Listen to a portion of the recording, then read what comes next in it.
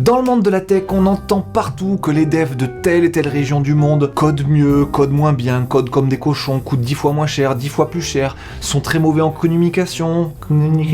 Un ensemble d'idées reçues, en tout cas moi je n'ai jamais pu la vérifier jusque-là, et c'était un truc qui m'énervait depuis longtemps. Aujourd'hui, j'ai été contacté par Fiverr. Fiverr, c'est le site internet sur lequel vous pouvez embaucher des freelances à travers le monde entier, contre rémunération bien entendu, et pour leur faire à peu près ce que vous voulez. Grâce à Fiverr, je vais pouvoir contacter des développeurs du monde entier, pouvoir leur donner exactement la même mission et pouvoir comparer la qualité du code, la qualité de l'intégration, la qualité de la communication, la qualité de tout plein de choses qui fait que cette mission s'est plus ou moins bien passée. C'est parti les amis, veuillez me suivre si vous n'avez pas peur d'apprendre des choses terrifiantes. Bon alors, qu'est-ce qu'on va leur donner à faire à ces développeurs freelance ? Alors moi, comme je suis développeur front-end, je vais leur donner une mission front, je vais leur donner une mission d'intégration. Surtout qu'en fait, il faut que ce soit un truc qui soit quand même relativement rapide, parce que si ça prend plus d'une journée, la vidéo risque de coûter une fortune à faire. Donc voilà, il faut leur trouver un truc assez court et assez stylé à faire. Matei ! Oui, Benjamin ? Ah, t'es dispo ? Oui. T'as du temps à m'accorder ? Oui. J'ai besoin d'une maquette assez stylée qu'on puisse faire en une journée. Oui. Donc il y a des petites subtilités que seul un très bon intégrateur verra, tu vois, et que les intégrateurs un peu moins bons passeront à côté de la plaque. Oui. J'ai besoin que ça soit swag, stylé, fun, cool. Oui, oui. Et j'en ai besoin dans l'heure. Oui. C'est possible ? Oui. Donc 1 heure plus tard, Matei est revenu vers moi avec cette maquette super cool qui répond exactement à tous les points de mon cahier des charges. Ce gars-là est une flèche de rapidité et d'intelligence. N'hésitez pas à lui proposer des missions de graphisme, création de design de site, etc. Je vous mets un lien vers son portfolio dans la description. Me restait alors plus qu'à intégrer sa maquette pour voir en gros combien de temps ça prendrait pour réaliser une telle mission. La réponse me sera donnée le soir quand je m'y suis mis 4 heures d'affilée pour arriver à un résultat que je qualifierais d'irréprochable selon mes critères. C'est une mission parfaite avec plein de petites choses à gérer et qui permettront de bien jauger de l'expérience et du niveau des intégrateurs, car même si en apparence elle a l'air simple, il y a plein de petites subtilités qui témoigneront d'une bonne ou fébrile exécution. On peut par exemple noter le placement de chacun des éléments et leur manière de réagir aux différentes tailles d'écran. Un placement maladroit fera que dans certaines tailles d'écran, les éléments ne seront pas forcément aux meilleurs endroits. J'ai pas mal réfléchi avant d'y parvenir, mais au final, avec seulement un breakpoint, j'ai réussi à gérer un bon placement des éléments en toutes circonstances. Et pour ça, il faut un peu de réflexion au préalable, il faut avoir une belle vision de la structure de la page. Maintenant qu'on a vu sur quoi ils allaient bosser, on va peut-être enfin pouvoir passer à la partie la plus importante de toute vidéo Fiverr qui se respecte, à savoir, qui est-ce qui va bosser ? Qui est-ce que je vais missionner ? À qui je vais donner mon argent ? Combien d'argent je vais donner ? À qui ? À combien ? À combien ? À qui ? À quoi ?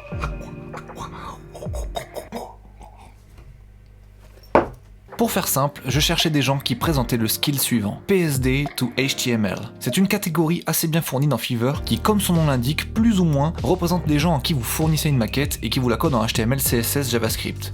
Autrement dit, les gens qui font de l'intégration tout simplement. Une fois que j'ai trouvé que cette catégorie s'appelait comme ça, j'ai commencé à filtrer mes recherches via les outils de filtrage assez puissants de la plateforme. J'ai pu dire que je voulais un freelance qui habite en Inde par exemple, puis en France, puis en Roumanie, etc., etc. Une fois que vous précisez la provenance de votre développeur, vous tombez sur tous les devs de ce pays qui font de l'intégration. Restez plus alors qu'à comparer les profils et prendre ceux qui m'inspiraient le plus confiance. Et là, ça nous permet d'aborder un point assez important. Pourquoi j'ai donné ma confiance à certains profils plus qu'à d'autres. C'est des critères somme toute logiques, mais qu'il est important de rappeler, je pense, vu qu'ils s'appliquent à peu près sur toutes les plateformes sur lesquelles vous pouvez essayer de vous vendre. Et comme je m'adresse sur cette chaîne à pas mal de développeurs potentiellement freelance, se vendre c'est important. Donc ça peut être intéressant de rappeler ici les points à soigner si vous voulez vous démarquer. Si vous apparaissez sous forme de card dans une grille avec plein d'autres gens sous forme de card eux aussi, ce qui va faire la différence, c'est d'abord l'image, puis le titre. Je vous raconte pas le nombre de titres que j'ai même pas lus à cause d'une image de qualité merdique. Soignez votre image. Si vous devez mettre une photo de vous, faites-vous photographier par des pros, ou appliquez-vous vraiment à faire un truc cool chez vous.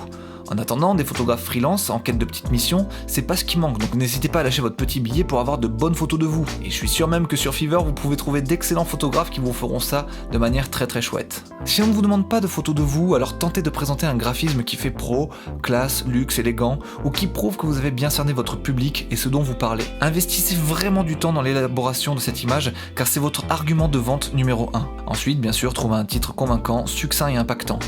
Une fois que ces deux choses sont trouvées et suggèrent de la qualité, il ne vous reste alors qu'à faire du bon boulot pour avoir des retours positifs à ne plus savoir quoi en foutre. C'était en effet le dernier point déterminant pour moi sur Fiverr. Belle image, bon titre et enfin des super bons retours de mission et des 5 étoiles partout.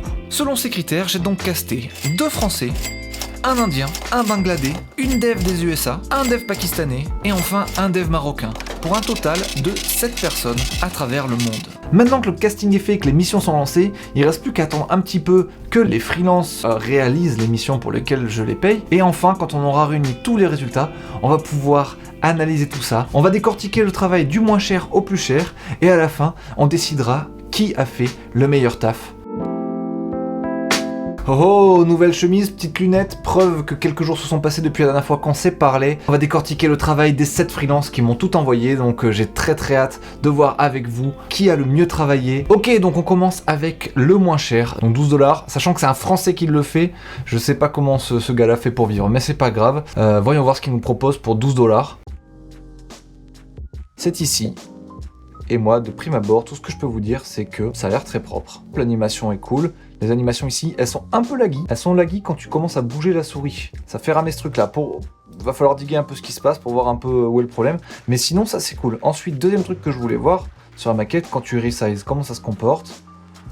J'ai envie de dire que c'est pas mal. Il y a un petit breakpoint ici. On a vu que ça a tiqué. Ouais, ça c'est très bien. C'est très bien comment c'est positionné. C'est même quasiment mieux positionné que dans ma propre maquette. J'ai envie de dire, c'est ultra bien. Pour 12 balles, le mec a bossé ultra bien. En tout cas, d'un point de vue résultat final, ça me va nickel. Allons voir un peu côté code ce qu'il nous a fait. Côté code, on remarque une structure de projet cool. Tout est bien isolé dans les dossiers respectifs qu'il faut. Il a bien éclaté son CSS. Non, j'ai pas grand chose à dire sur le CSS. C'est très propre. J'aurais fait un truc à peu près pareil. Waouh! Pour 12 balles, je suis choqué. Taf de malade, trop bien. À voir ce que la compète va faire, mais si tout est de ce niveau-là, soit j'ai fait une épreuve qui était beaucoup trop simple, soit le gars a vraiment géré le game. Donc j'ai trop hâte de voir la suite.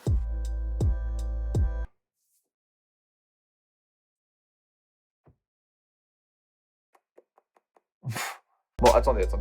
Je pense qu'il y a un problème. J'imagine qu'il y a des trucs qui ne se chargent pas bien. On doit avoir des erreurs. Pas d'erreur JS. Ah!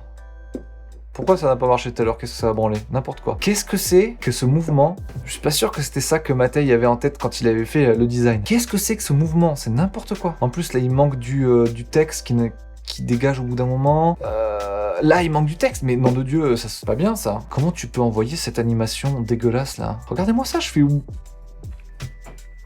Comme un globefish, là, les poissons, là, Ça va pas. En plus, vous voyez, le truc ne prend pas la totalité de l'écran, il a fixé une largeur précise. Et qu'est-ce qui se passe? Au moins, il a fait un truc pour le mobile ou pas? Ouais, il a fait un truc pour le mobile. Mais en tout cas, pour les grands écrans, non, ça va pas du tout, quoi. C'est-à-dire peut-être que le mec, il a codé sur un écran qui faisait que cette taille, s'est pas rendu compte de grand chose. Je n'en sais rien, mais en tout cas, c'est pas bon. On va aller voir du côté du code ce qu'on a, mais là, je suis pas satisfait. Et en plus, c'est moi où ça dépasse un peu le rond jaune, là, ici. J'ai l'impression qu'on voit une sorte de petit... Et oui, un rond jaune qui dépasse du cadre.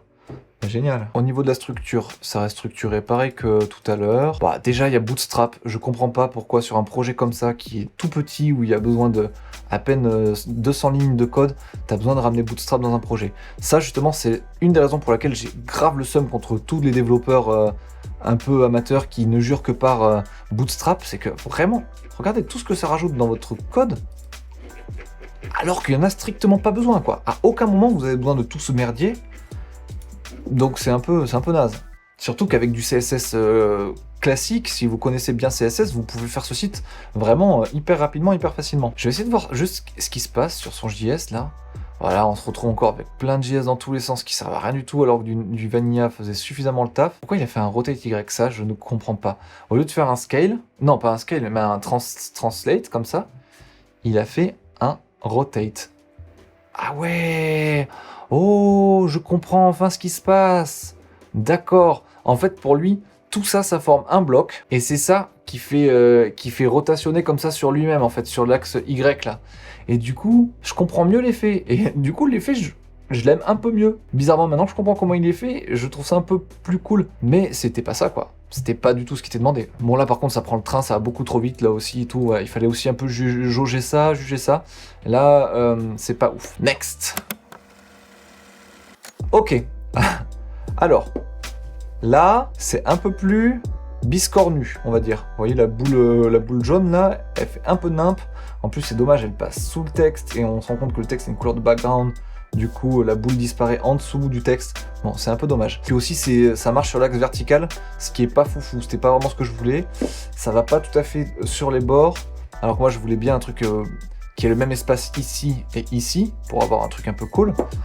Ensuite, il y a ça et ça qui est aligné, ce qui n'était pas du tout le cas dans la maquette. C'est pas du tout ce que j'avais demandé. En fait, les deux, normalement, sont censés bouger indépendamment. Lui dans un sens, l'autre dans l'autre. La police, c'est pas du tout ça. Il y a un problème de police. Et puis là, le parallaxe, il est un peu éclaté aussi. Quand tu resize, pareil, c'est pas fou parce qu'à un moment donné, on se retrouve avec les bords collés comme ça.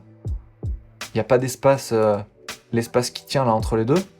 C'est quand même dommage, ça faisait partie du truc. Là, c'est vraiment cracracra, cracracracra. Voire pas ouf du tout. Ça manque clairement d'observation et de comparaison entre la maquette et le truc final. Et ça manque d'analyse, on va dire, sur ce travail-là. Voilà, ok, bon, 25 balles pour un Français. Il a pas fait beaucoup d'argent avec ça. C'est pas satisfaisant, c'est pas ce que j'ai demandé en gros. Voilà, donc je suis pas énervé. Faut pas déconner non plus. Mais voilà, je suis pas emballé quoi. Alors. Bon, un petit glitch dès le départ qui saute. Ce qui peut laisser penser que c'est du JS qui va activer ce truc-là. Parce que si ça avait été bien fait comme il faut, avec du CSS, dès le départ, ça serait clean en fait. Il n'y aurait pas ce mini glitch que vous pouvez voir. Tac, tac. Les contours sont très bizarrement foutus. Ils ont été faits avec des shadows, fait un effet pas net qui dégueule. C'est pas terrible. C'est pas ce que je voulais. Ensuite, on se rend compte aussi que quand on fait bouger la souris, cette animation du coup fait laguer celle-là. Et même celle-là, elle lag à peu près tout le temps. Même quand je fais rien, celle qui va un peu vite, là, lag. Donc c'est pas ouf. Après, j'aime bien, il a rajouté une sorte d'effet de easing comme ça sur le... Quand je lâche la souris, vous voyez, le truc continue d'un peu de traîner. C'est pas mal. C'est pas mal. Et au niveau de l'anime, c'est à peu près ça, même si le côté vertical n'était pas désiré. Mais ça, je pense que c'était moi qui n'étais pas assez clair dans mon animation de base, dans ce que je leur ai envoyé comme source.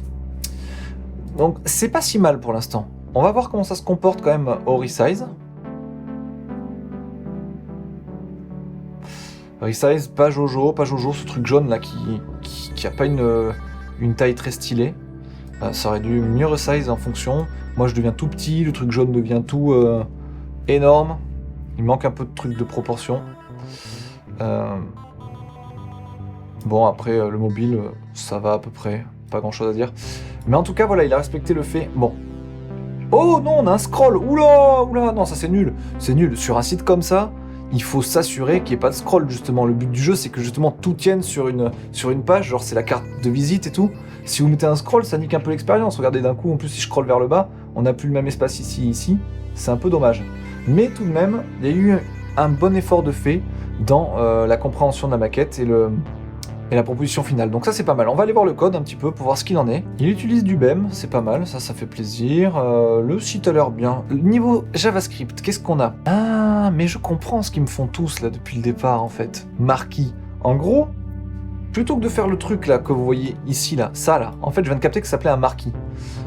Plutôt que de le faire eux-mêmes en CSS, ils le font. Ils utilisent une bibliothèque JavaScript qui le fait.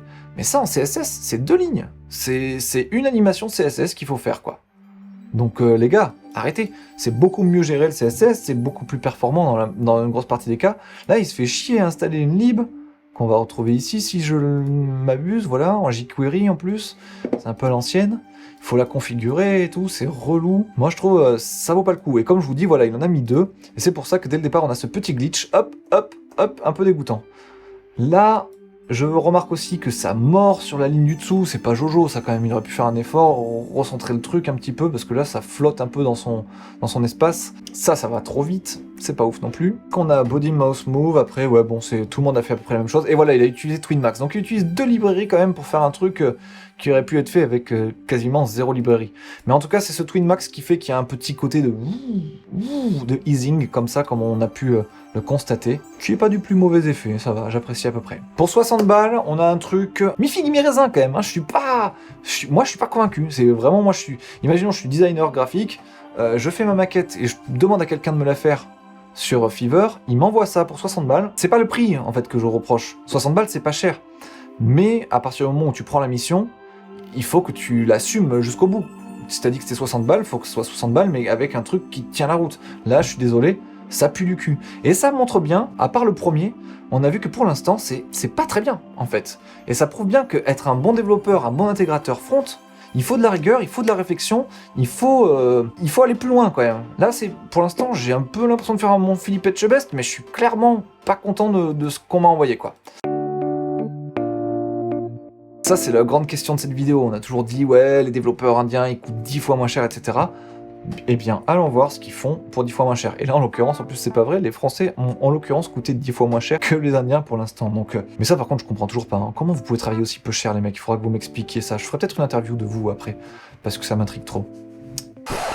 Alors, ça, c'est le travail de l'Indien. Il y a un problème comme ça, donc je vais essayer de l'ouvrir autrement. Ok, d'accord. Bon. Alors, déjà, moi, il y avait marqué Benjamin Code, il a abrévié, il a marqué Benjamin. Nickel. Créatif, développeur, youtubeur, full stack. Sur la maquette, c'était pas ça du tout. Créatif, développeur, youtubeur, full stack. Tac. D'une couleur. Et ça se répète dans une autre couleur. Pas ce truc un mot sur deux, là. Qu'est-ce que c'est que ce merdier? C'est pas ça que j'ai demandé. Vous remarquez assez vite que là, déjà, je suis absolument pas content de ce que je vois. Là, il y a une espèce d'ombre. Je sais absolument pas d'où ça vient, pourquoi il a rajouté ça. J'ai jamais demandé d'ombre ici, en plus on l'a ici mais on l'a pas là. Donc au niveau de la consistance, on n'y est pas trop. La police, c'est pas ça. Il y a vraiment un truc qui déconne ici, donc il a chié sur la police en mode... Osef, les polices on s'en branle. C'est pas centré à l'intérieur, le J il mord la barre là. Il y a un scroll sur la page, nickel. Ça va pas jusqu'au bout. Si tu... referme, c'est pas bien du tout. Enfin, c'est déjà un peu mieux parce qu'on se retrouve avec le même espace ici, mais quand on a un écran trop grand, ils ont bloqué le truc, ce qui n'était encore une fois pas ce que je voulais. Nickel. On se retrouve avec un vide ici qui glitch. On se rend compte que les deux boules ne translate pas l'une par rapport à l'autre, donc l'effet du parallaxe ne fonctionne pas. Elles vont à la même vitesse toutes les deux, donc c'est nul. On se rend compte aussi, quand on va sur le côté, là, regardez bien cette petite partie ici. Hop, hop, il y a une espèce de padding intérieur avec un background color, je sais pas ce qui se passe, ils ont foutu leur délire, mais c'est pas bien. Je suis pas remonté là, je crois que le line 8 c'est pas bon du tout quoi. Franchement, tu m'envoies ça, je suis pas content du tout, y a rien qui va. Et là, on commence à payer en plus des sommes qui sont pas négligeables. 80 boulettes pour un développeur indien, je pense que ça va faire pas mal pour une journée de taf, ça va représenter pas mal d'argent, et c'est de la merde. Donc je valide pas du tout. Pourtant, il avait masse bonne note, hein, lui. Après, il y a possibilité de faire des retours sur Fiverr, bien entendu. Moi, j'ai pas envie de faire des retours, je voulais voir ce que ça me proposait du premier coup, parce que je pense que de toute façon, développeur front, là, t'as une maquette, tu dois faire un truc 100% ISO, et basta, il n'y a pas d'équivoque, il n'y a pas de manière à se poser trop de questions, quoi. Donc, c'était pas forcément question de faire des retours, et finalement, c'est claqué au sol, quoi. Donc, pas du tout content de ça. On va aller voir un petit peu du côté du code, alors, qu'est-ce qu'on a? Oh là là, odd even, odd even, odd even. Ça, c'est le pire que vous pouvez voir quelque part. Odd even, mais ça vous avez un truc en CSS vraiment pour le faire. Je vous promets, tu fais... attends, je vais vous l'écrire en 2 secondes pour que vous puissiez voir un peu de quoi je parle. Mais imaginons, t'es dans ton marquis là, ici, qui... Ensuite, tu fais lit, tu fais nth child, tu fais 2n, comme ça. Ça va aller choper tous les trucs pairs, tous les lits pairs, et juste en dessous, tu fais 2n plus 1, voilà. Et là, par exemple, si on met un background color red et ici green, on devrait voir quelque chose qui se passe. Voilà, vous voyez, en 2 secondes, tu chopes le premier, le deuxième, un élément sur 2, comme ça, tac, tac, tac, tac. Donc, à quel moment tu as besoin de marquer odd, even, odd, even, odd, even? Ça démontre juste une très mauvaise connaissance du CSS, et c'est de la merde. Et ça, c'est immonde. Je mets pas une bonne note du tout à cette proposition-là. Assez déçu.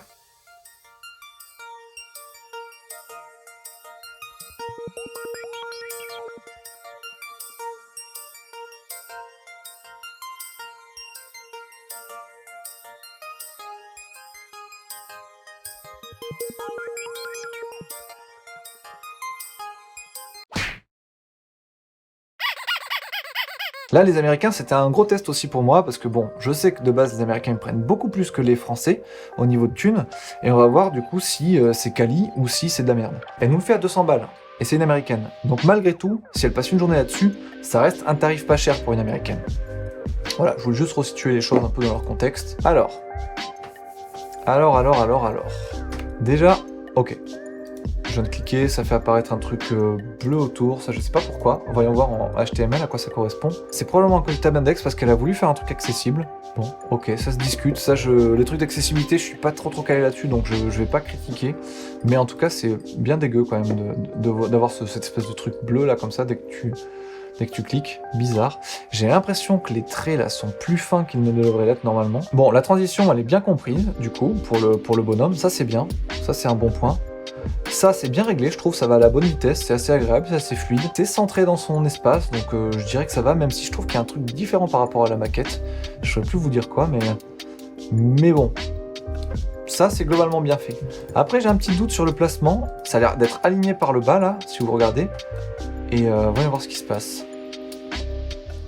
Quand tu resize, c'est pas joyeux. Vous voyez, quand je parle de manière intelligente de penser la maquette et de penser sa conception après en HTML, c'est tout ça. Quand vous êtes à cette forme d'écran là, vous êtes obligé de la tester cette forme d'écran. Il y a des gens qui ont des écrans comme ça. Et là, c'est pas ouf quoi. Et il y avait surtout moyen de trouver une disposition qui faisait que tout était plutôt bien placé en permanence. Et là, ce n'est pas le cas. Donc je suis pas super content non plus en vrai de ce truc là. Ça ne va pas. Là, regardez, ça passe l'un sur l'autre. C'est pas lisible. Genre on dirait que ça n'a pas été testé quoi. Et bon, voilà, là on a toujours ce scroll qui est hyper chiant alors que ça devrait pas scroller outre mesure. Je suis un peu ennuyé, hein. Parce que là, clairement, pour 200 balles... Après, voilà, la maquette était exprès un petit peu challengeante, il y avait un petit peu des défis à droite à gauche, et j'avais exprès, justement, laissé avec ma taille, on avait fait en sorte qu'il y ait pas mal de choses laissées à l'appréciation du développeur, qui puisse proposer quelque chose d'intelligent. Et vous vous rendez compte que dans toutes les personnes qui ont proposé des trucs là, et bien ce travail de réflexion-là n'a pas vraiment été fait, et pas comme il faut en tout cas. Et du coup, à part le premier, qui a ultra bien géré son taf pour 12 $, incroyable, les autres, c'est pas convaincant. J'aurais été déçu d'à peu près tout le monde de ce qui m'a été envoyé là. C'est le moment de désigner le grand gagnant. J'imagine qu'il n'y a pas de surprise pour personne si j'annonce que c'est le premier Français à 12 $ qui a remporté le Grand Prix Fever de la compétition 2020 de Benjamin Code. C'est exactement la qualité que j'attendais pour cette mission-là. Ça ne fait que confirmer que les développeurs français sont très très bons en front-end. Ils font ça bien, avec la bonne rigueur, etc. C'est assez connu dans le monde. Aux États-Unis, par exemple, ils nous embauchent assez souvent pour faire des développements front parce qu'on a un peu l'œil quand même. Vous voyez, on n'est pas mauvais là-dedans. Donc, ce Français-là a fait de l'excellent travail. Pour tous les autres, en vrai, je vais pas vous mentir, je m'attendais exactement à ça en fait. Parce que ce sont des prix pas chers qu'on a payés à chaque fois, vous vous rendez compte. Même l'américaine à 200 balles, finalement, là-bas, c'est pas cher du tout, c'est pas un salaire de malade. Donc on tombe forcément parfois sur des développeurs qui sont pas les meilleurs du game, on va dire. Et je dis pas que sur Fiverr les développeurs sont mauvais, c'est pas du tout ça que je dis, mais c'est qu'en front, vraiment ce front de qualité comme ça, avec des exigences un peu intéressantes, avec pas mal de réflexion et puis une bonne sensibilité de design, l'air de rien, c'est un skill très très recherché, assez difficile à trouver de manière convaincante, comme j'ai pu vous le démontrer avec cette vidéo. Est-ce que j'utiliserai Fiverr par la suite ? Eh bien probablement, c'est possible que je continue d'utiliser malgré tout pour peut-être ces missions d'intégration là, si je tombe sur 2 ou 3 Français comme ça qui gèrent hyper bien, et puis vous voyez, vous payez quand même pas très cher à chaque fois, donc vous pouvez vous faire plaisir, prendre quelques développeurs comme ça, chercher lesquels vont être bons pour vous, et puis à partir du moment où vous avez trouvé vos poulains, eh bien vous les missionnez tout le temps et vous travaillez avec eux, et dans ce cas c'est super cool. Si l'exercice vous intéresse, je mets à disposition la maquette dans la description de la vidéo pour que vous puissiez la télécharger avec les assets, exactement en fait la même chose qu'avaient tous les freelances pour réaliser cette mission, et vous n'aurez plus qu'à faire du coup l'intégration. Si ça vous tente, ça vous permet de faire un exercice assez intéressant, c'est assez cool, et vous pourrez peut-être constater un petit peu les difficultés qu'il y a derrière ce travail, et que c'est pas si évident. Avec toutes les remarques que j'ai faites pendant cette vidéo, vous savez maintenant sur quoi mettre l'accent, et là où sont les pièges, là où sont les endroits où il faut être attentif, etc. Et vous allez vous heurter peut-être à des difficultés que vous n'aviez peut-être pas anticipées. De la même manière, je mets aussi le code source de tout le monde dans la description, vous pouvez télécharger ça, regarder tous les codes sources, le mien est compris, et comme ça vous pouvez comparer, un peu voir comment chacun a fait, et puis vous inspirer de ce qu'il faut faire, de ce qu'il faut pas faire, etc. etc. N'hésitez surtout pas, si vous faites cette maquette, à me taguer sur Twitter avec Challenge Fever Benjamin Code. Vous me taguez là-dessus, et moi comme ça je peux aller regarder ce que vous avez fait, et puis ça vous permet, je sais pas, ça vous permet de vous faire de nouveaux amis peut-être, éventuellement. Et puis, si vous vous sentez capable de faire cette mission, je pense que vous avez tout à fait votre place sur Fiverr, donc n'hésitez surtout pas à vous faire un profil avec les conseils que je vous ai donnés en début de vidéo. Mais en tout cas, c'était quand même une expérience super cool à faire. Je suis trop content d'avoir fait. Et je suis trop content que vous les regardiez jusqu'au bout, si vous me regardez encore déblatérer maintenant. Je vous dis au revoir, abonnez-vous, ça vous a plu, et à très bientôt.